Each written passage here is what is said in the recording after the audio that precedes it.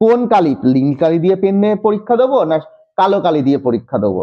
অনেকে বলে যে, আমি শুনেছি যে তোমরা নীল কালি দিয়ে লিখো, কালো কালি ব্যবহার করো না, কালো কালি কাটাকাটি করলে দেখতে খারাপ লাগে। এটা একদমই ভুল তথ্য।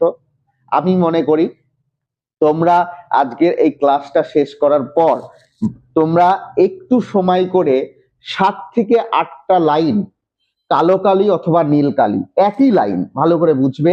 এই ক্লাসটা শেষে তোমরা 7খানা লাইন, কমপক্ষে 7খানা লাইন কালো কালি দিয়ে, আবার ওই 7খানা লাইন নীল কালি দিয়ে লিখবে। লিখে যে লেখাটি তোমার পছন্দ হচ্ছে, মানে যে কালি দিয়ে লেখা প্যাসেজটি, উত্তরটি তোমার পছন্দ হচ্ছে, তুমি সেই কালি দিয়ে লেখো। পরীক্ষক বা আমাদের বোর্ড কিন্তু বলেনি যে নীল কালি দিয়ে লিখতে হবে বা কালো কালি দিয়ে। আমরা অনেক দেখেছি অনেক ছেলে মেয়ের কালো কালি দিয়ে লিখলে তার হাতের লেখা সুন্দর লাগে, আর অনেক ছেলে মেয়ের ঠিক উল্টোটা।